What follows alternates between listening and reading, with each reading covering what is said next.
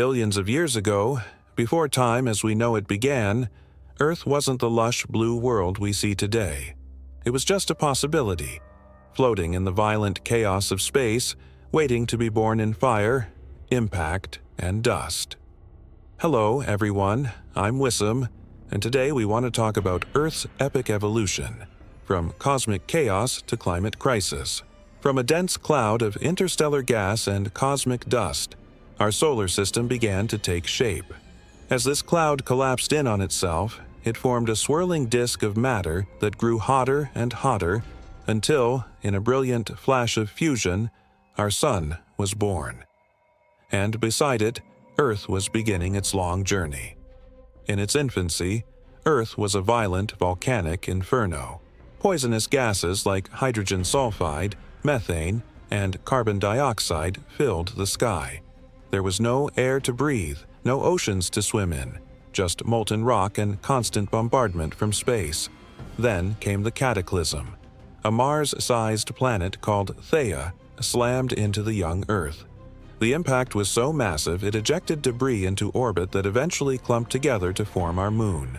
Over time, Earth cooled. Steam condensed into rain, falling for thousands of years and filling the basins of our planet with the very first oceans. And in these ancient waters, life appeared.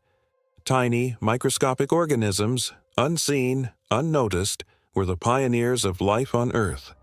As millions of years passed, the first landmasses rose from the seas.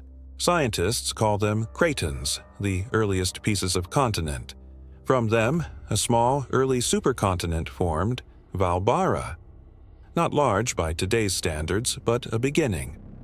Then came a game-changer, cyanobacteria.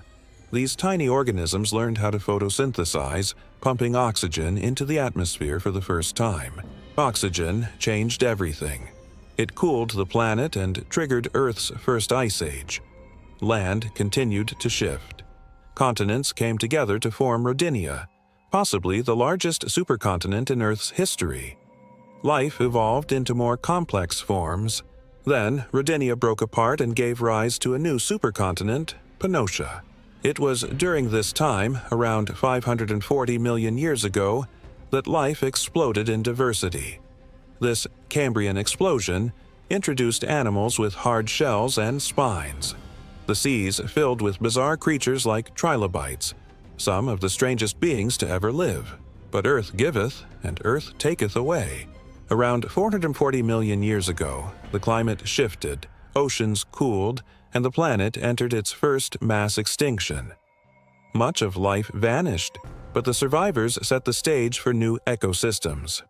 Between 420 and 350 million years ago, the first trees rooted into Earth's soil, and the first animals crawled onto land.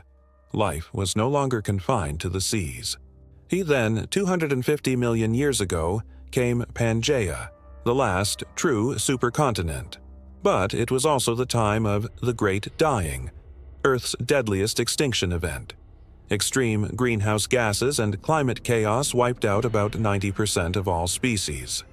Yet, from this devastation, a new dynasty emerged: the dinosaurs. Between 240 and 230 million years ago, the first dinosaurs appeared. For 150 million years, they ruled the land. Giants like Argentinosaurus roamed the Earth, while predators like Tyrannosaurus rex hunted with unmatched power. Meanwhile, Pangaea broke apart, forming the continents we know today. Then came a rock from the sky. 66 million years ago, a massive asteroid struck what is now Mexico. The sky darkened, temperatures plunged, and the reign of the dinosaurs came to a fiery end. But this was not the end of life. It was the beginning of a new chapter. Mammals rose to prominence, and eventually, humans. 6 million years ago, the earliest human ancestors began to walk the Earth. 2 million years later, they stood upright. 1 million years after that, they crafted tools. By 800,000 years ago, early humans had mastered fire, changing everything. They could cook, stay warm, and begin forming complex societies. Then, between 40,000 and 15,000 years ago, All other human species went extinct, leaving only Homo sapiens. 10,000 years ago, humans stopped wandering and began farming. Civilization began to take root. Then, about 250 years ago, the world changed again. The Industrial Revolution. Technology exploded. Population soared. In 1804, we reached 1 billion. In 1927, 2 billion. And since the 1960s, our numbers have skyrocketed to over 8 billion. But with growth came a new threat. Climate change. Temperatures are rising. Sea levels are climbing. Biodiversity is falling. We may be standing on the edge of yet another mass extinction. What happens next? Well, that's a story for another What If.